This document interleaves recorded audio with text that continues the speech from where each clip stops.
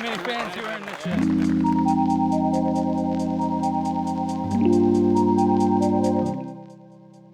Welcome back to another MDG Media production. This is the final 9 holes from EUROTOUR, stop number 3, the Krokhol Open. We have a heated battle going on between Paul McBeth and Bradley Williams.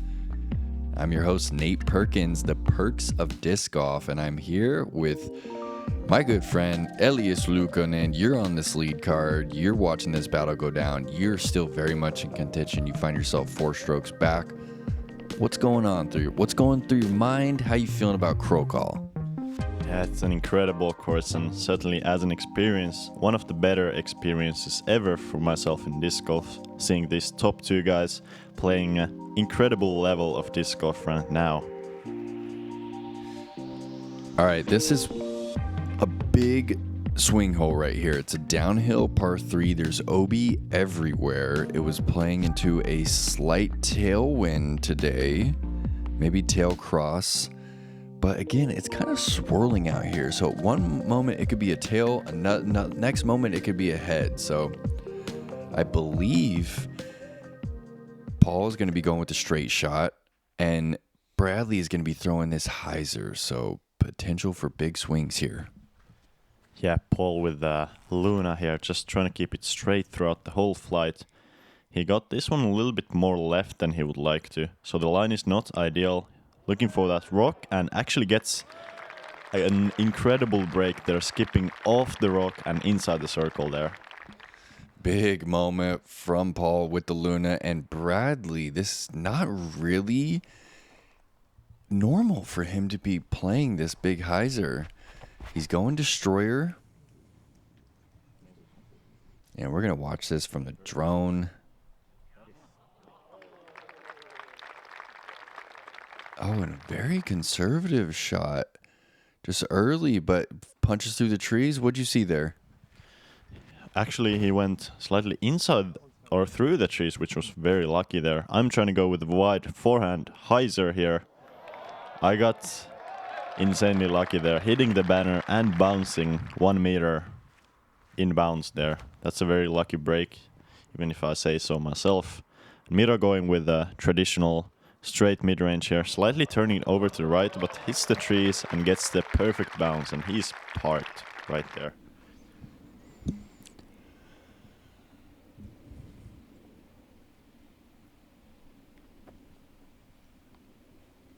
Bradley just pitching that one up after his hyzer lands outside of circle 2. And Paul's going to have an opportunity to take the lead. I'm at 11 meters here, and that's a really good feeling putt here. Huge crowd here. Really felt the support, even when not quite competing with the top guys right now. McBeth to take the solo lead here. There it is. Moves to 15 under par for the event.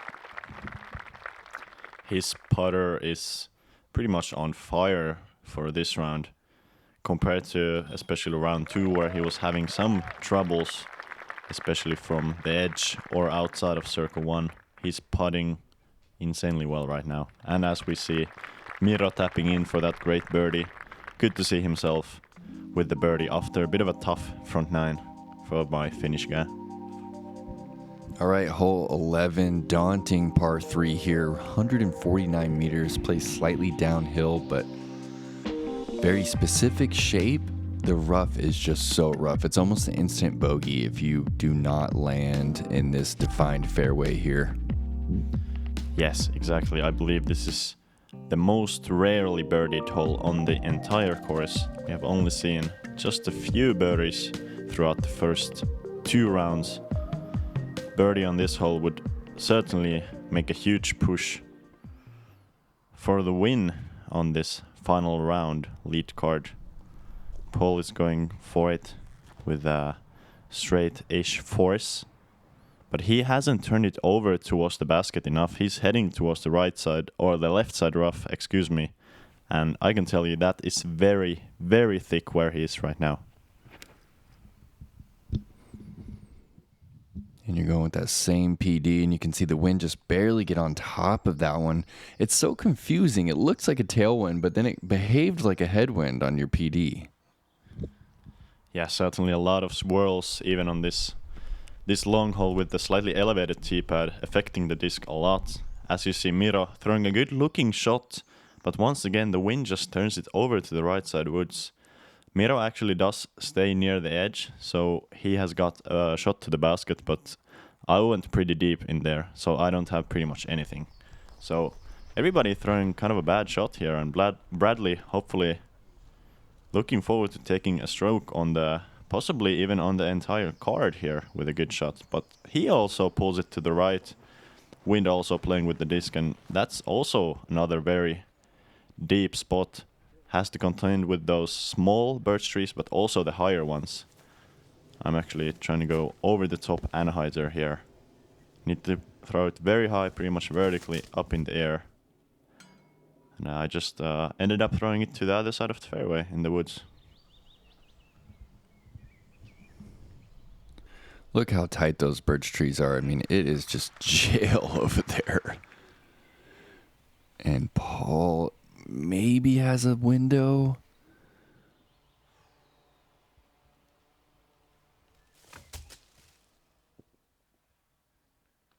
Oh, just short of the 10-meter circle.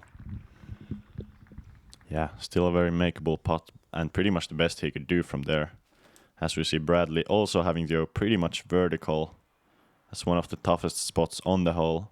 Although he does get almost inside the circle there, so that's a good scramble. I just have to pitch up to the basket with some good acrobatics here. Settle for the bogey. Certainly not what I was looking for, but nothing better to be found. Pull for par. Another very strong looking putt. Good release, just barely high there. Probably not losing too much confidence with that miss.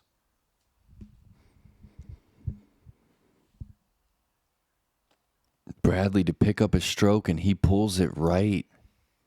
Doesn't catch metal, and wow, this entire card is going to bogey. Maybe Miro for par here. But wow, 3 of 4 on the lead card, going to bogey the 11th. It just goes to show you how difficult this par 3 is. I think it actually played 4.2 on the weekend, which is wild for a par 3.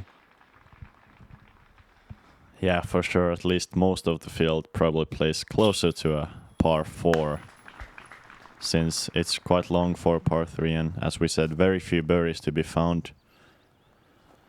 Just tapping in here, as Miro did as well, and actually Miro stealing a stroke on the entire card.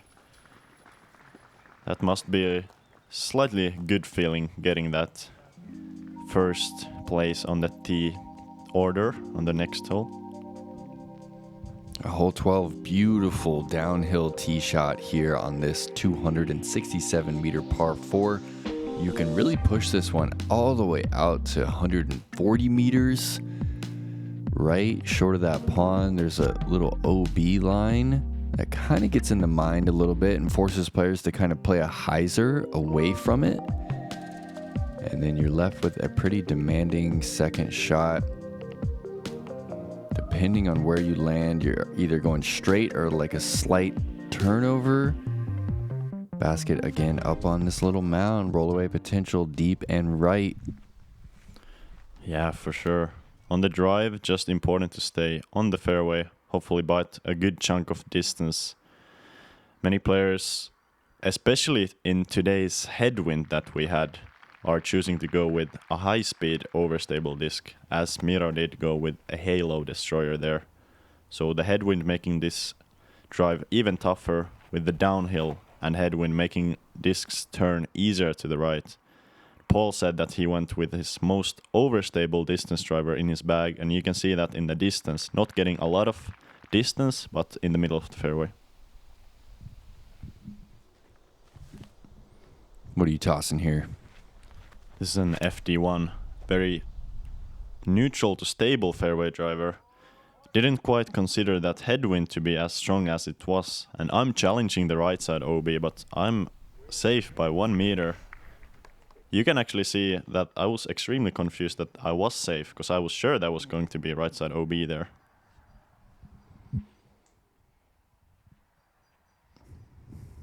All right. Bradley finds himself one back. Paul's in position.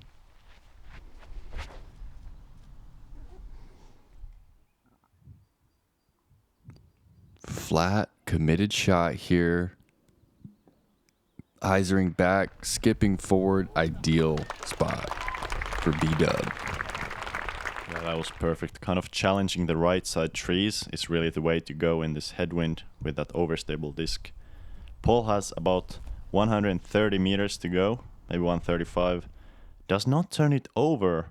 And he's actually fading to a relatively tough spot. He's going to have a lot of trees in the way from there, and not an easy par, even though it's a relatively open hole. I'm going with a C-line FD here. Had a tough run-up, so I had to go with this high turning anhyzer. Whoa, sick shot, man. That was huge from way out of position. Yeah, kind of actually hit my arm in some of these spruces, but it'll be fine. Nothing more than a couple of marks there, as we see Miro going with a beautiful, slightly turning shot. Just long left of the basket. That was a really beautiful shot with Discmania instinct, as you saw on the screen. Yeah, that really, honestly, was the highest level shot we've seen from Miro. Beautiful shape. Bradley's trying to match that. He's going T-bird into the green here.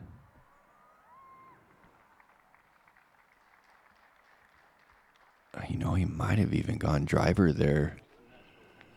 He's so good at just controlling the speed at which he releases. Yeah, Bradley certainly, I believe, the smoothest thrower I have ever played with. It was really cool seeing him in person.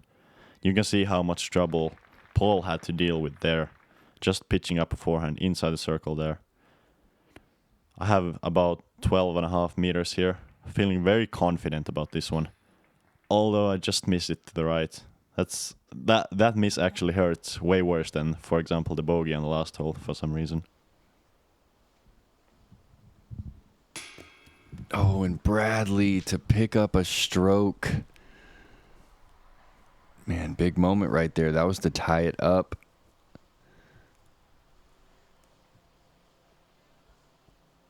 Miro from 6 meters for his birdie.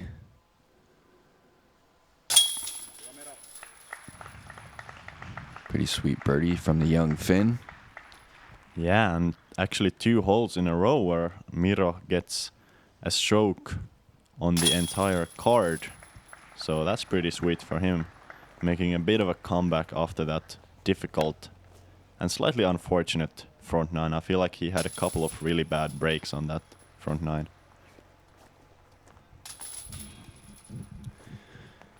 The Battle of the Americans continues. Decent walk up the hill. We've arrived to another dense pine forest here. This is a daunting tee shot, maybe 1 meter across the entire way. 103 meters, plays slightly longer. It's slightly uphill. That is the finishing hole off to your left. The crowd is just gathering over there. There's some OB kind of looming in the right. If you turn this one over too much, basket is right up at the top of this hill. We have not seen a lot of birdies on this hole. Yeah, it's a very easy gap to miss for sure. And in this big situation, all of these players would really love to hit it in the middle and hopefully be inside the circle, as Miro has done. As we talked about in the front 9, one of the most mentally strong players in all of Finland, even with his young age of only 18 years. And Paul throwing a rope there out the gap. That's inside the circle. Big moment for him as he has the lead. You're disking up to the PD here. Yes, trying to go with a soft PD. I had a terrible early release there and actually have kicked way into the left side of the fairway. I still have a look at the basket, but it's gonna be a very scrambly shot from there. And Bradley, once again, insanely smooth, turns it slightly over and hits it within 5 meters of the basket. Just another showcase of that clean angle control he's got off the disc. And insane spin too. You can really see his disc really wants to stay in the air even with low speed out of the hand.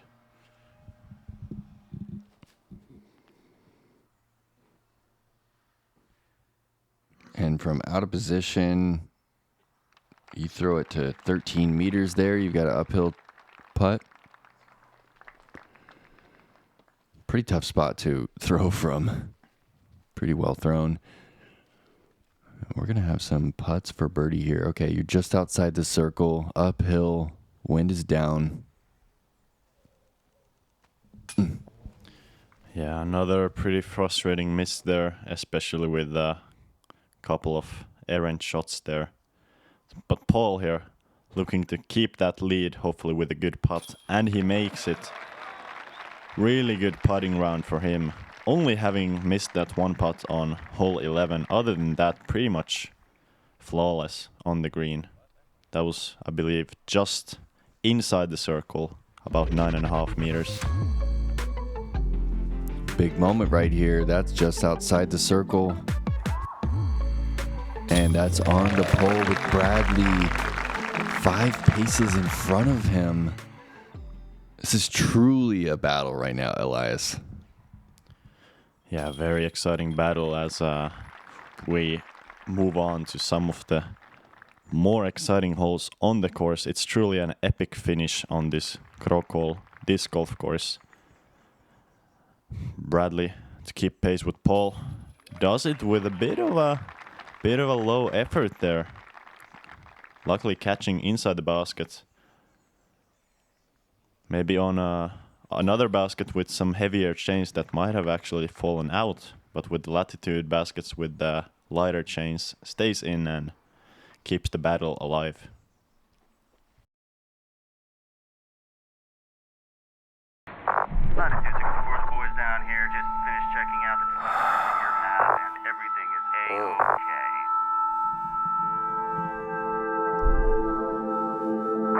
Hey, Jonathan, catch. Huh?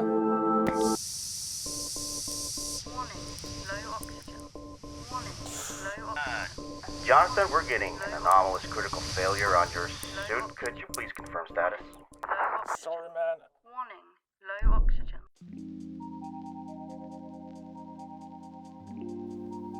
All right, heading into a couple of the more attackable holes on the entire Krokhol property. This is a 96-meter par 3 headed over the pond.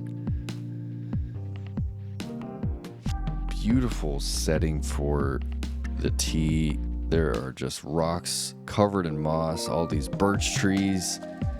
Very peaceful place to throw this tee shot from. And there's OB looming on the right side, but the danger here is that this basket is up on this mound. There's OB left, long. It's like really scary putts. Yeah, very scary hole, especially for the putt, but also for the drive. You have to keep your disc extremely flat while it lands with the backhand, or other play would be a forehand into the hillside. Miro playing a good safe shot to the right side of the basket. It's a good safe drive, but leaves a very difficult putt. And Paul is actually changing up his game plan, going for the backhand in previous rounds, and now with the overstable fairway driver sidearm there, leaves it a little bit short, but that's still a putt. A very scary one there. Yeah, it's a big moment in the round. He was going Luna. We saw him turn it over yesterday, kick into the pond, so changes the game plan up, but that is a bad spot to land. Big moment for Bradley. That climbs the hill, needs to check up. It does. It's a tap-in birdie. So Paul has a, 15-meter putt maybe? Yeah, I believe Paul is just outside the circle there. Not even 15, maybe about 11 meters. It's gonna be a huge putt for him to hopefully keep pace with Bradley, as I hit some of those birches on the fairway and unfortunately roll out of bounds here. So that's a bad shot on my part, and also some bad luck with the roll away to the water. Oh, that's super unfortunate. Little roll right there.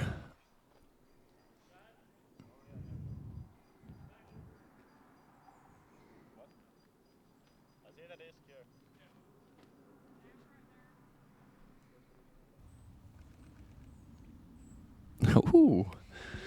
Looked like you were running it, but that's just a nice turning layup there. And this is the moment right here outside the circle. Whoa. Putter just completely fell out of Paul's hand there. What did you see, Elias? Yeah, I have no idea what happened. That looked like just a very low confidence run there. Looked like Paul was scared of the slope. Miro with a great birdie look, but unfortunately misses it. But he has actually not gone OB there. The spruce is saving him, and he still has a putt for the par. And Paul for bogey here. Uphill 8 meters. Misses yet another one. I don't even know what we saw on that first putt, though. It definitely wasn't a layup. There's no way. Paul actually, after that first putt that hit the ground pretty much next to the basket and started rolling, he said, "Oh gosh, you deserve that," meaning that his effort was so weak that he deserved it rolling down to the water. As we see Miro airballing from there, and this is a scary putt for bogey now. Bangs it in the middle with confidence, though. That's a good comebacker after a couple of really uncharacteristic misses from a great young putter from Finland. Paul still has 5 meters here. And that's for double bogey. I can't even believe it. Bradley Williams has a tap-in birdie. He's going to take a 2-stroke lead with 4 holes to play. This is wild here in Krokhol. Yeah, I faked Bradley there. Tried to make him move towards the basket with my fake putt, and said I got him. But that's a great birdie there. 7 under for the round. Incredible score at this point. And I can tell you, Paul was insanely frustrated with that miss right there. Still a few holes to go. Hopefully finishing strong here. Definitely want to give yourself a chance at birdie here on the 15th. Easiest hole on the course, 106 meters. Little chip shot over the pond here. Don't come up short. You're out of bounds and you're headed straight to the drop zone. Roll away potential short and right of this pin, but pretty flat, long, and left. Yeah, many players would play left to right moving forehand here, or since we got some of these strong and touchy backhand players, it's commonly seen that people throw some sort of an understable putter or mid-range here on the left side of the basket and turn it just so slightly towards the basket. As Bradley does, another beautiful piece of control there, going with a rock, I believe, just landing it perfectly flat, 6 meters away. That's a big time shot right there. Routine hole, but you could definitely mess this one up, especially with the pressure of the lead. Yeah, and I'm going with a beat up FD3, trying to hit my sidearm on a slight hyzer towards the left side of the basket. Thought this had a bit of a chance to going in almost from the tee. Skips up short, and that's in the bullseye. Very, very good birdie for myself to get after a tough stretch of 3 bogeys and 1 par. McBeth has the Luna in his hands. Wind is down.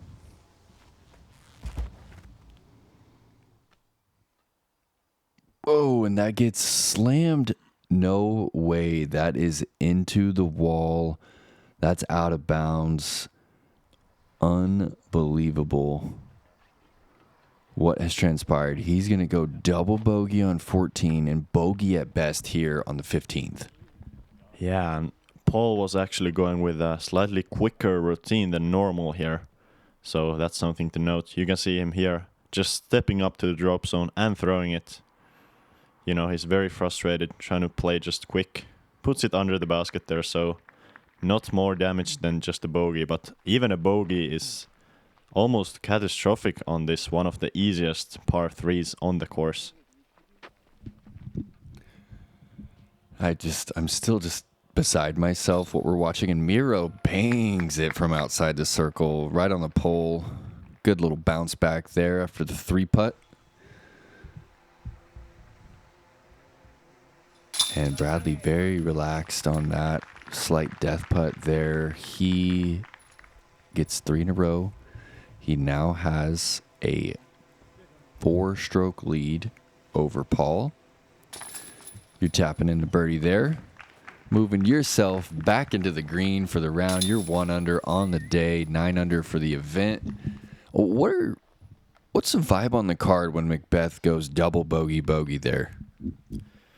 Yeah, it's really surprising and almost shocking to see for everybody. You know, we don't expect that sort of mistakes from such a high caliber player, but really shows that this course can bite pretty much anyone if you lose focus for a second. Hole 16, one of the better holes you're ever going to play. It's par 5, 300 meters. Very demanding tee shot, especially with the swirling winds out here in southern Norway.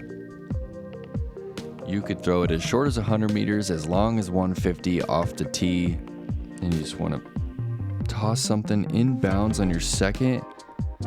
Leave yourself room to attack this third with OB looming deep and left of the pin.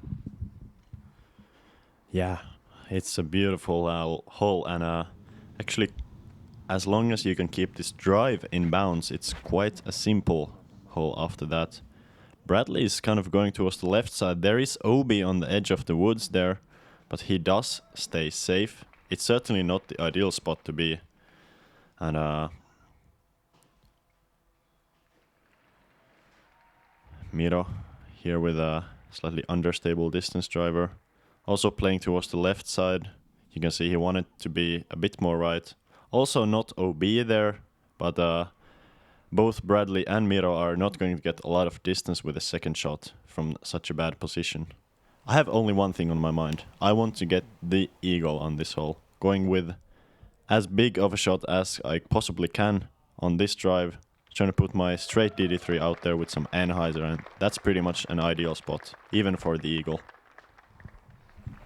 Huge drive. What do you think, 150 right there? I believe that was maybe 140 with the slight uphill grade at the end of the flight.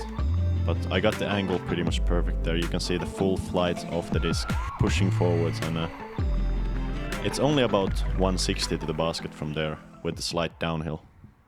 And I just love those drone replays that MDG is presenting us. And McBeth really getting on top of this force here, and the wind. Whoa, turns it over. Did that kick off the rock? I believe he hit the bottom of the rock with some anhyzer and bouncing inbounds. That was a very good break. You can see Paul was also going with very aggressive shot, possibly trying to go for that eagle.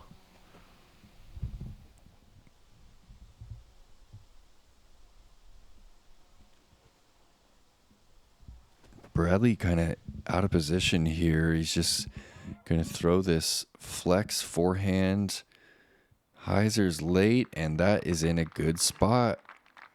Probably just over 100 meters to the pin. And what a break for Paul. And he steps up really quick and hits this force on a Hyzer. Yeah, the frustrated Paul McBeth is certainly one of the fastest players I have ever seen. He really takes no time with the throws. Still has put himself into a good position after 2. Should be a pretty simple approach for the birdie from there.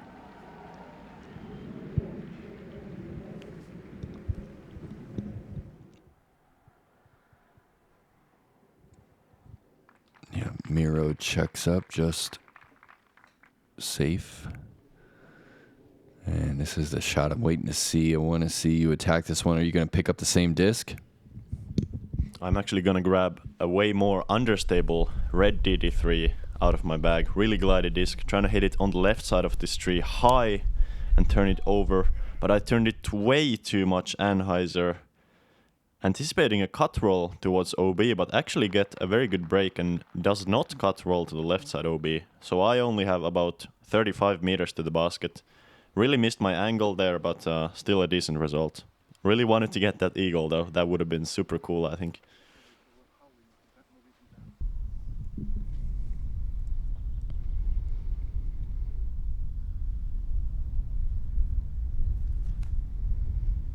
And this is a pretty demanding shot. Headed straight for the out of bounds. Needs to bite quick. And that's the danger here on this approach.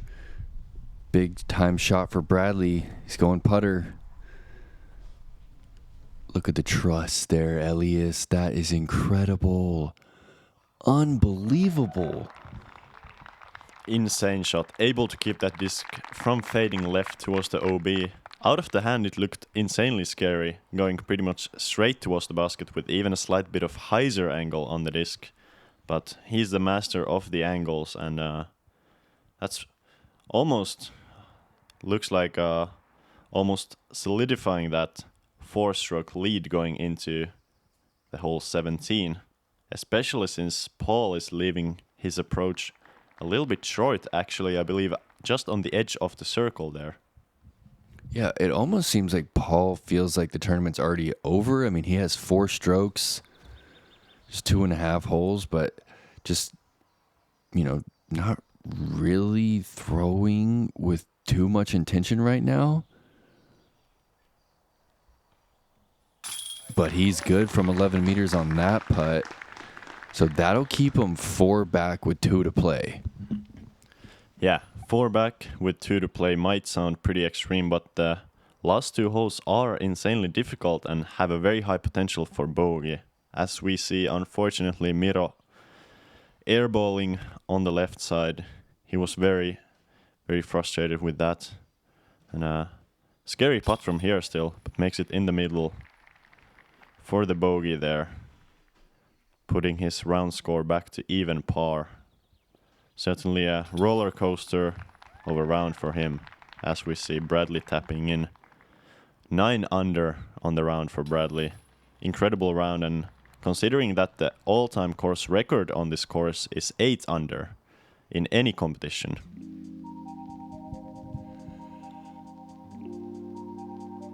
All right, we've got Bradley has 4 strokes with 2 holes to play, but these 2 have the potential for big swings here. This is an island hole, 115 meters. This hole descends 10 meters from the tee to the green. Very skinny landing zone to start, and then it kind of opens up over there on the left side. This hole can be really easy if it's calm and feel like it's impossible if you're playing into a stiff headwind. Yeah, very true, and that's exactly what we had to deal with right now. Not a huge headwind, but stiff enough to make you really question your disc choice.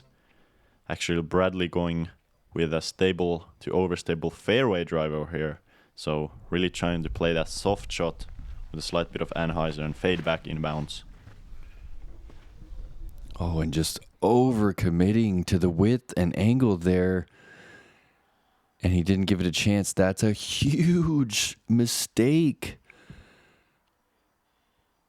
Was he saying anything? What was his reaction like after he missed that shot? I believe he was pretty calm, just acknowledging the fact that he did not give it a chance to come back in bounds. And I had a bit of an ugly release with a bit of wobble there, going with my overstable MD3. Fading back towards the green, but just not barely making it in. Only 4 meters from the basket, but still OB. You can see how brutal this hole is if you miss it to the right. So Paul now committing to the width here. He needs this to swing. And it is. This is guaranteed 2-stroke swing. Bradley has to get up and down to keep it at 2. Yes, that's a big shot in a big moment from Paul. Going with a slow disc, an overstable zone to fight that headwind. You can see he really trusted that, put it out flat and hard towards the right side of the basket. Big trust and just perfect knowledge of the disc there. Miro going with a different approach there, and that is just a beautiful shape. Headed to Bullseye's edge. And we've got 2 drop zone shots coming up. Bradley needs to get up and down with Paul just a few meters away from the pin for birdie. Yeah, talking with Bradley when we walked up here, he seemed still very confident and comfortable with his lead.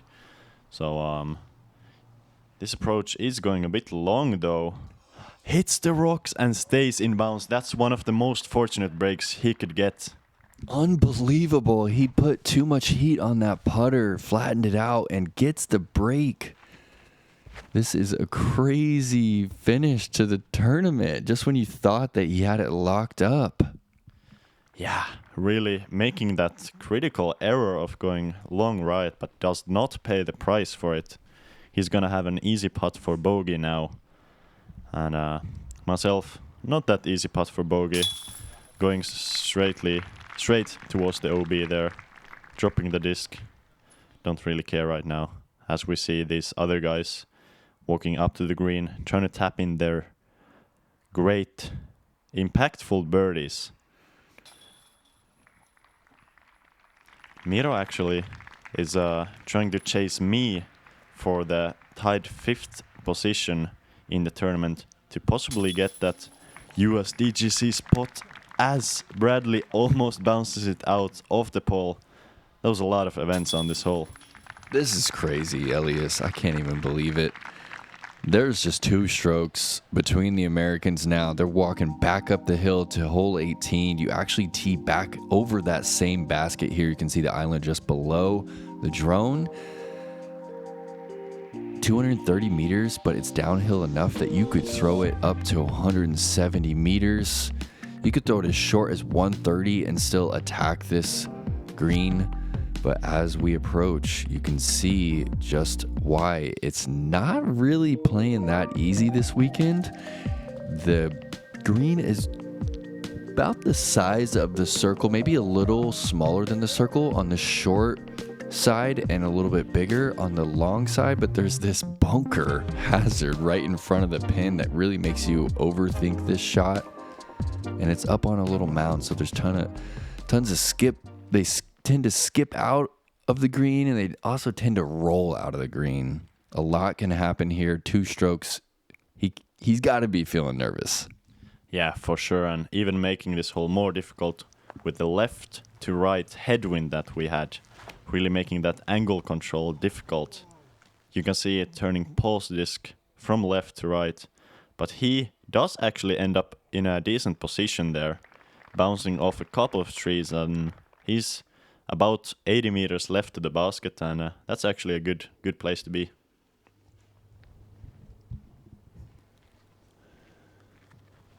So big moment for Miro. He is 1 stroke back of you, 1 stroke back of 5th place and that USDGC spot that is so coveted for these Finns. Yeah, certainly one of the biggest tournaments you can get the invite to. So Bradley here, huge shot. Hopefully trying to stay within the fairway, but you can see that wind turning his driver way to the right, and that is a terrible spot to be. Certainly not what he was looking for, and certainly what Paul was kind of, I guess, hoping for, to give himself a chance for the win still. So Bradley certainly has par at best.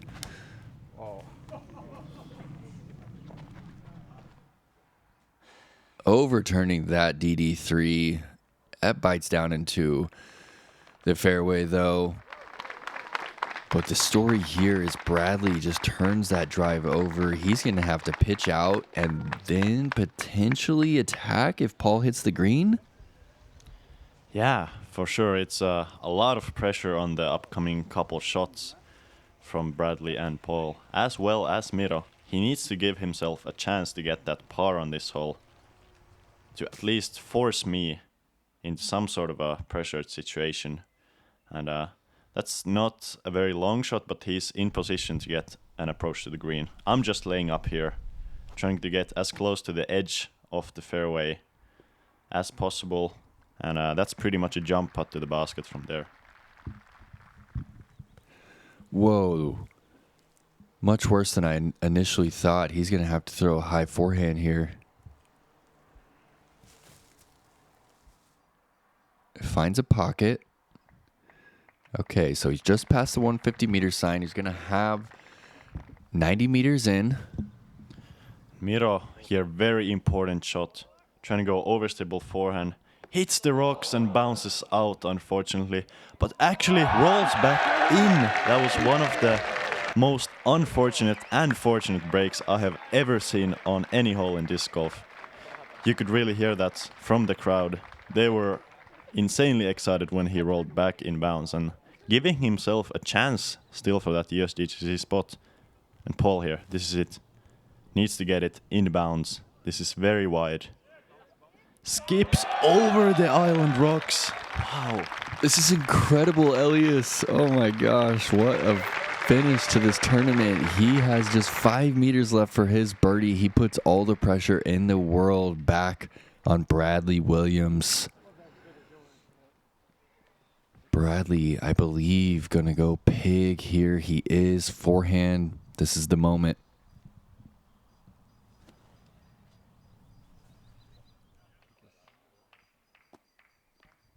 He commits to the width, gets a little roll. He is also right at 5 meters. He's going to have that for the title. But that's a very scary putt looking right towards the hazard bunker on the other side of the basket. If he misses that, the situation can turn all the way around and Paul might be the new winner. So very high pressure putt there from Bradley. I'm actually trying to kind of possibly give a run to this with a huge gallery, jumping my heart out here and staying inside the island there. But that's also a very high pressure putt to keep my solo 5th place from 6 meters away. And did you know it was for the US spot as well coming into the hole? I absolutely did, and although it did not give me that much more pressure looking back, I was certainly insanely nervous at this point. Huge crowd for the USDGC spot.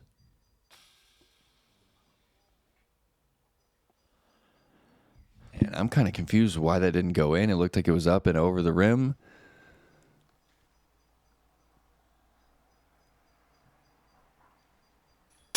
And you make good on that comeback. 2 over for the round. Definitely a disappointing final round for you, but overall a quality tournament. Yeah, for sure. I feel very bad after this round, but it was a great experience. And Miro to tie me for the USDGC spot. Bangs it in, and that means we're going to have a playoff for the USDGC spot. Not going to be filmed, but next up, Bradley for the win.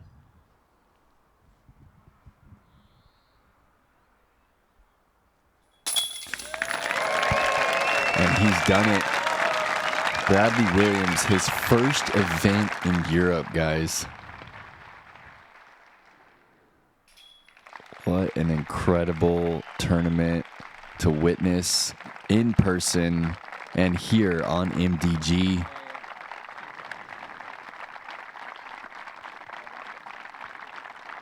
McBeth went on to card the birdie there.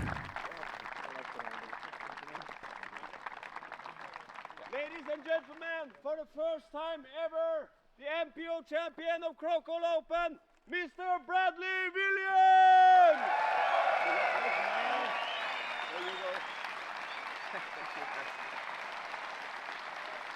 Yeah, an absolute true professional, always staying calm and collected on the course, thanking the crowd, always analyzing his shots, trying to find out what he did wrong with his bad shots, and absolutely deserved that win with a tough finish. And Paul, even with 3 birdies in a row to finish, not able to close that gap. That was an exciting round, Nate. Honestly, man, I've been doing this post-production commentary for years. This is one of the better tournaments that I have ever watched, and it is one of my favorite courses that I've ever played. So you guys went on to play off that USDGC spot. Walk us through what happened there. Yeah, we played 2 holes, and after the second hole, it was decided that Miro got the USDGC spot. So congrats to him, and good luck for the USDGC. All right, again, thanks guys for joining us here on MDG Media. Like the channel, subscribe to the channel, and we have a lot more coverage coming at you this year. We are headed down to Bora, Sweden for the Swedish Open. Elias and myself will be working together in the booth, so we'll see you next week, guys. Much love.